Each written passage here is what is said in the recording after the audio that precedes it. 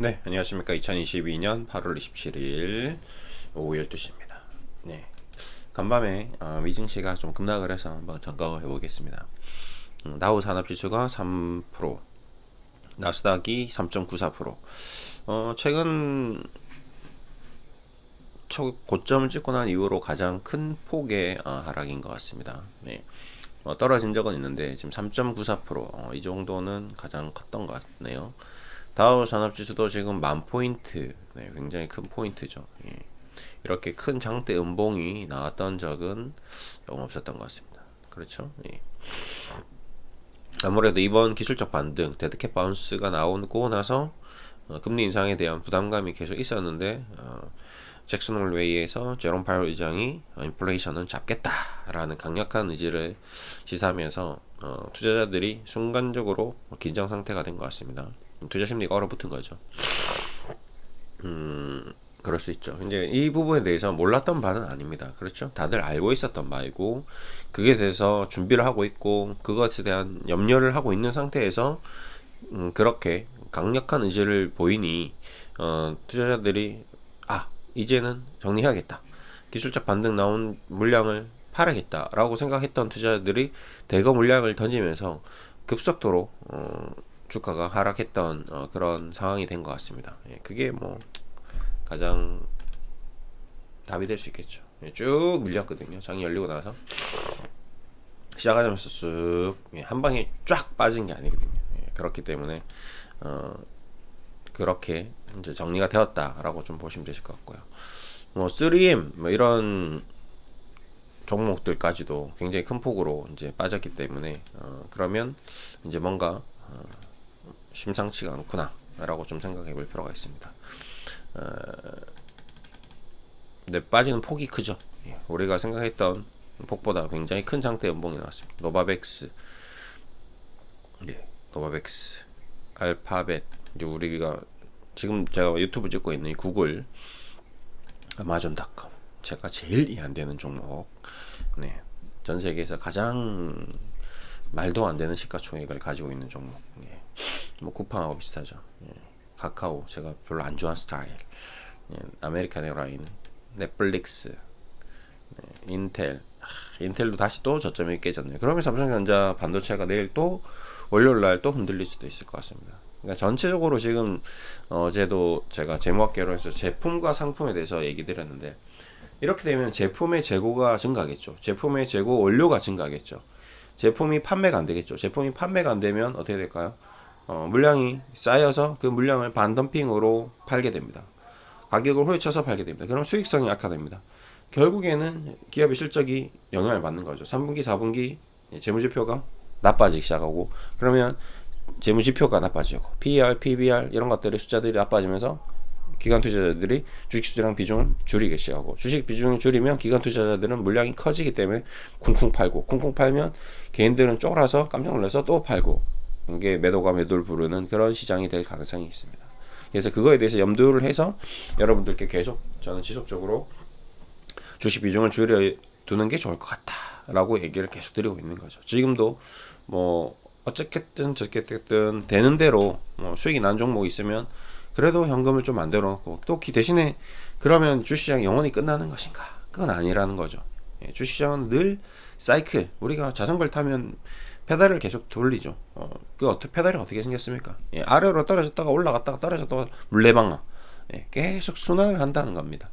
예, 끊임없이 순환을 한다는 거죠. 우리 인간의 마음이 어떻습니까? 하루에도 12번을 바뀌죠. 좋았다가 나빴다가 좋았다가 나빴다가 행복했다가 불행했다가 행복했다가 불행했다가 슬펐다가 기뻤다가 슬펐다가 기뻤다가, 그 인간이 주식을 하기 때문에 그 인간의 마음은 욕심이 들었다가 욕심이 안 들었다가, 나는 탐욕적이었다가 무욕적, 나는 이제 욕심 안 내야지, 또 욕심냈다가 또 욕심 안 내야지, 또 욕심냈다가 욕심 안 내야지, 그 반복이 끊임없습니다. 그 인간들이 하는 거기 때문에 주식은 늘 기회가 옵니다. 적자가 나도 수익이 나고요, 수익이 났는데도 적자가 나고요, 투자를 했는데 투자했는데 수익이 나기도 하고요, 맨날 만년 엄청난 어닝 서프라이즈를 냈는데도 손실이 나기도 합니다. 예. 손실이 났던 기업이 다시 흑자가 돼서 더 흑자가 폭이 커지면서 또 수익을 내기도 하고요, 흑자가 폭이 커졌는데 주가가 이미 너무 많이 올라가서 떨어지기도 하고요. 그런 과정이 끊임없이 조율이 되기 때문에 주식시장은 끝이 없습니다. 그게 재밌는 거죠. 그래서 해볼만 하다는 거죠. 저도 지금도 미증시가 이렇게 폭락했으면 이제 끝났구나, 주식 다 접고 이제 앞으로 뭐 산에 들어가겠다 이랬으면 제가 방송을 할 필요가 없겠죠. 오케이, 그래, 생각대로 되고 있어, 계획대로 되고 있어, 이제 떨어져 주는 거지. 여기서 좀 더 큰 장대 양봉이 나오고, 응봉이 나오고, 더 물량이 쏟아져 나오고, 사람들이 투매가 나오고, 공매도 뭐 나오고, 신용 반대매도 나오고, 이러다 보면 전혀 예상치 못했던 시장이 나오면, 그때 과감하게 만들어 뒀던 현금으로 과감하게 공격적으로 이제 투자를 하면 바로 수익은 나진 않겠지만 어느 정도 무릎 이하에서, 발목 이하에서 잡으면 그게 이제 큰 수익을 가져다 줄 수 있는 거죠. 그걸 준비하고 있는 겁니다. 그 타이밍을 잡고 있는 거죠. 근데 그걸 타이밍을 막 정확하게 무릎 이하, 발목 이하, 발바닥에서 딱 잡으면 저도 신이겠죠. 저도 너무 좋겠죠. 하지만 그런 건 없습니다. 어느 정도 발목 이하다 싶으면 그때는 나눠서 이제 쓱쓱쓱 들어가야 되는 거죠. 아니, 과감하게 한번 들어가야 되는 거죠. 그리고 발바닥 찍고, 발바닥 한 번 찍냐? 아니죠. 2번, 3번 찍습니다. 그럼 쌍바닥이냐? 쓰리바닥이냐? 삼천형이냐? 이런 것들이 나오는 거죠. 모닝스타, 새벽별형이 나오고, 막 시장이 막 망치가 막 쏟아져 나오고 이러면 이제 가는 거거든요. 그런 모습이 나올 가능성이. 그러다가 공매도 금지하고, 그 다음에 금리 인하하고, 물가 이제 잡혔다, 이제 경기 좀 상승시키자 막 나오면 또 시장은 와, 뭐지? 하고 또 움직이는 거거든요. 그게 주식시장입니다. 늘 그래왔던 거죠. 모더나도 이제 백신 mRNA, 그러니까 메신저 RNA가 이제 리보엑산이 뭐 충분히 이제 팔렸겠죠. 2011달러 때, 이때 2019년도 백신이 나오기 전에는 이 회사는 뭐 거의 뭐 무너지기 일보의 직전의 회사였습니다. 근데 백신 딱 개발 성공하고 나서, 개발을 성공했다라고 보기도 좀 힘듭니다. 지금 제가 그 백신 관련된 책을 읽고 있는데 성공시켜 준 것 같아요. 이 약이 정말 코로나가 아니었으면 영원히 안 나올 수도 있었던 약인데 긴급 승인을 해준 거죠. 임상을 계속해서 결과치가 정말 화려하고 완벽했을 때 약이 나왔으면 안 나왔을 겁니다. 아마 이 코로나 백신 치료제는 안 나왔을 거예요. 그리고 나왔는데도 안 먹히잖아요. 지금 코로나 다 걸리잖아. 백신 지금 2차, 3차 접종하신 분들 다 백신 코로나 걸리잖아요. 그러니까 이 약은 잘못된 약이거든요. 근데 그 약을 이렇게 많이 팔아먹었습니다. 500달러까지 해서 엄청난 돈을 번 거죠. 근데 앞으로 백신이 계속 사람들이 맞겠습니까? 이제 더 이상 안 맞죠. 이제 맞은 사람들은 더 이상 신뢰하지 않거든요. 전혀 작용이 안 되고 효과가 없다라는 걸 우리 스스로 인정을 했기 때문에, 회사들도 인정했기 때문에 이제는 이제 모더나 같은 회사는 조심해야 될 필요가 있는 거죠. 그렇죠? 그런 게 이제 팽배해지면 이 주가는 또 이 저점이 붕괴되면서 더 하락할 수 있는 거죠. 그게 이 주식의 이상한 묘한 특징이죠. 말도 안 되게 11달러짜리가 500달러짜리 간 거도 말이 안 되지만, 이 136달러까지 72% 빠졌는데, 와, 이제 싸다고 들어갔는데 여기서 마이너스 80%, 90%가 나오는 게 주식입니다. 손대지 마세요, 이런 거는. 주식이 그렇습니다. 제가 카카오 손대지 말라고 자꾸 얘기하는 이유도 일맥상통합니다. 카카오가 지금 코로나가 아니었으면 이렇게까지 올라갈 주식이 아니었습니다. 유동성이 없었으면 이렇게 올라갈 주식이 아니었던 거죠. 근데 유동성으로, 사람들의 작전으로, 사람들의 이성을 잃어서 못 모르고 과거에 400년 전에 튤립 버블 사건 때와 다를 바가 없습니다. 왜 튤립 국은 씨앗 값이 그렇게까지 올라갔을까요? 올라갈 것 같은 기대감 때문에 올라간 거거든요. 정말 그 아이 가치가 1억, 2억, 집 한 채의 가치가 있었을까요? 튤립 씨앗 하나의 가치가 집 하나와 바꿀 수 있는 가치가 있나요? 없죠. 근데 왜 그걸 삽니까? 그거보다 더 올라갈 거라고 사람들이 얘기하니까. 그걸 믿는 의사들이나 약사들, 뭐 변호사들, 검사들, 판사들이 자꾸 그 씨앗을 사니까. 아무것도 모르는 서민들은 그냥 빚을 내서 사는 거죠. 샀던데 결과가 어떻게 됐을까요? 똑똑했던 변호사나 판사나 검사들은 자문하는 사람들이 이제 끝난 것 같습니다. 그래? 그럼 팔지 뭐. 그럼 그걸 누구한테 팔아야 되지? 저 서민들한테 파세요. 알겠습니다. 서민들은 미친 듯이 삽니다. 빚내서 삽니다. 근데 그 고위층 사람들은 자기 돈으로 사서 10배, 20배 돈을 벌고 다 팝니다. 그럼 그 서민들은, 그 사준 서민들은 그 다음 바보들이 나와야 되는데 그 다음 바보가 안 나오는 거죠. 그래서 걔네들은 또 거지가 더 거지가 되고 계속 부자는 부자가 되고 강한 사람은 강하게 되는. 결국 인간의 머리 싸움이거든요. 주식도 마찬가지입니다. 지금 비트코인도 마찬가지입니다. 예. 지금 8만 달러, 7만 달러, 8만 달러 샀던 사람들은 누굴까요? 예. 옆에 여기 옆에 지금 방송 보고 계신 분들 주변에 있는 할머니 할아버지들, 시골에 있는 할머니 할아버지까지 비트코인을 샀다고 하지 않겠습니까? 그 사람들 누가 그렇게 종용했을까요? 예. 이 바로 전화기로 뭐 소위 전문가라는 뭐 코인 전문가라는 말도 안 되는 영업 직원들이 사기를 쳐서 거짓말을 해서 비트코인 사기 한 거죠. 예. 사면 2배, 3배 됩니다. 여기서 더 올라갑니다. 자문해 드릴게요. 회비 300만, 400만 내고 비트코인 샀어. 5천만 원, 6천만 원 내고 샀는데 회비 1,000만 원 내고 회비도 날리고 주식도 날리고 그냥 알거지가 된 거죠. 그렇게 인생을 또 배우는 거죠. 왜 인생을 그렇게 자꾸 말년에 그렇게 될까요? 그게 우리 인간이 안타까운 현실입니다. 지금도 정신을 못 차리죠. 지금도 여전히 상황이 만만치가 않습니다.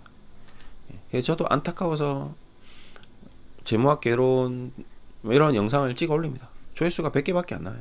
공부할 의지가 없는 거죠. 그냥 돈은 벌고 싶은데 시간은 투자하고 싶지 않고 공부는 하기 싫어요. 그냥 입만 벌리고 있는 겁니다. 사과나무 아래서 입만 벌리고 있으면 사과가 입에 떨어졌으면 좋겠다는 거죠. 공부를 안 합니다. 셀트리온을 그렇게 제가 얘기하고 위험하다, 뭐 지금 시장 상황이 안 좋다라고 얘기해봤자 전혀 귀에 들어오지 않습니다. 오로지 셀트리온 좋다는 사람들 얘기는 귀담아 듣죠. 아, 셀트리온 이렇게 좋고 저렇게 좋고요, 이렇게 좋고 저렇게 좋고 너무 좋습니다. 그거밖에 안 들어오는 거죠. 그냥 경주마처럼 그냥 앞으로 보고 달리기만 하는 겁니다. 뒤를 안 보는 거죠. 좌우를 안 살피는 겁니다. 이 시장 상황이 어떻고 앞으로 이 경제 시스템이 어떻고 금리의 흐름이 없고 돈이 어떻게 돌아가는지 관심이 없는 거죠. 오로지 그냥 셀트리온은 캐스케어는 앞으로 좋은 회사고 좋아질 회사니까 무조건 투자하면 돈을 법니다. 그런 맹목적인 투자 의견에 대해서만 관심을 가지는 거죠. 위험한 거죠. 네이버, 카카오 마찬가지입니다. 지금 주식시장이 마찬가지입니다. 공부를 해야 되는데 공부할 생각은 없어요. 아무리 제가 이거 지금 재무학 개론 유료로 하고 겨우 유료해서 가입비 2,000원, 900원, 남들은 뭐 3만원, 30만원 돈을 내고 배우는데 저는 마음이 아파서 그것도 못하고 그냥 의지만 보여라. 책 살 돈 정도만 만들어라. 책만 좀 제발 좀 사라. 아무리 얘기해봤자 속이 경일기입니다. 안 됩니다. 그러고 나서는 주식으로 몇백만원, 몇천만원 잃어버리죠. 돈 다 잃고 나서 후회한들 뭐합니까? 조금만 투자하고 조금만 공부하고 조금만 더 하면 되는데 그 노력을 안 한다는 거죠. 안타깝죠. 개탄스럽습니다. 근데 영원히 그럴 거예요. 저도 알고 있습니다. 제가 이 방송을 끝내는 유튜브 방송을 끝나는 날까지 그럴 겁니다. 왜?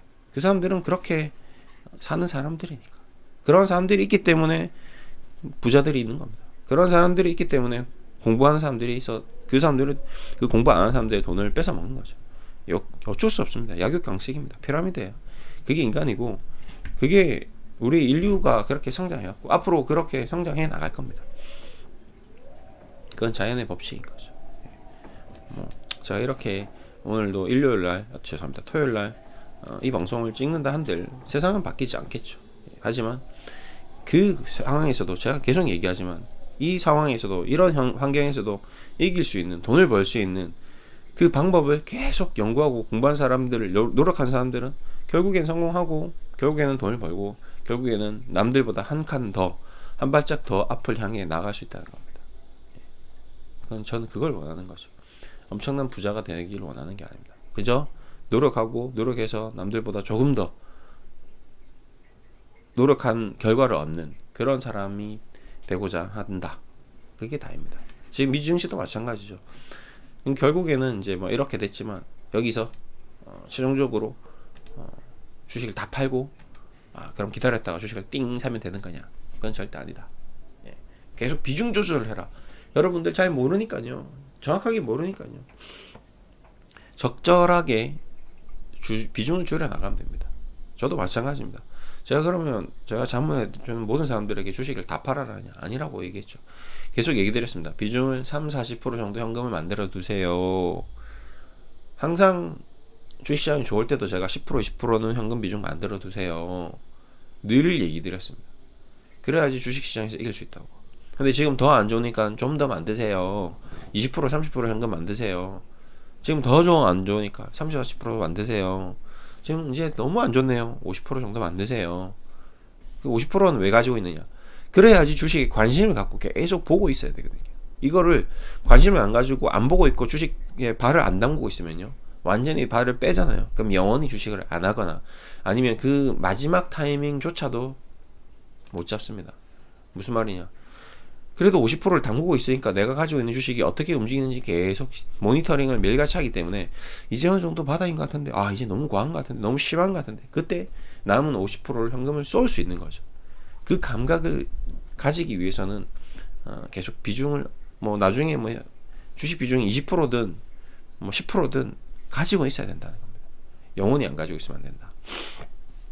그 얘기를 드리고요. 마지막 그 무릎 이하, 발목 이하를 어떻게 잡느냐는 그런 신호들, 제가 아까 얘기 드렸던 공매도 금지, 그 다음에 금융 통화 완화 정책, 금리 인하, 그 다음에 물가 안정, 그 다음에 뭐 정부의 어떤 대규모 뭐 경기 부양 정책, 이런 다양한 신호들이 연속적으로 글로벌 증시에서 다 나오고, 그러면 그때는 좀 공격적으로 투자를 해볼 필요가 있다. 이렇게 보시면 될 것 같습니다. 많이 힘든 상황입니다. 지금부터 좀 더 힘들어질 수도 있을 것 같아요. 이제 시작일 수도 있습니다. 아니면 시작의 과정. 지난번에도 얘기했지만 지금 역금융 장세에서 역실적 장세로 가는 그런 과정. 근데 그게 역금융 장세의 끝물인지 이제 역실적 장세가 시작되는 것인지 아직 알 수 없습니다. 실적이 아직 안 나왔거든요. 3분기, 4분기 가서 정말 충격적으로 실적이 급격히 나빠지면서 정말 역실적 장세, 본격적인 하락 장세가 나올 수도 있습니다. 그때 정말 괴성을 지를 수도 있습니다. 그런 장세가 안 나오기를 바라고 있지만 그건 모르거든요. 그래서 지금부터 연말까지는 지금 8월이죠. 9, 10, 11, 12 최소한 3분기 실적 나올 때까지는 조심을 해야 됩니다. 3분기 실적이 엉망진창 나온다. 그러면 4분기는 더 안 좋을 수도 있죠. 하여튼 3분기 실적을 좀 전후로 해서 뭔가 주시장이 10월달 전후로 해서 11월 뭔가 폭락이 나오는 장대 연봉들이 쏟아져 나온다. 그러면 굉장히 위험할 수 있고, 그때가 어떻게 보면 기회일 수도 있습니다. 정말 막 하한가 나오고 서킷 브레이크 나오고 막 뭐야 하고 싶을 정도로 그렇게 만시창이가 되면 그때는 이제 상승의 씨앗이 나오기 시작하는 거죠. 품어야 되는 거죠.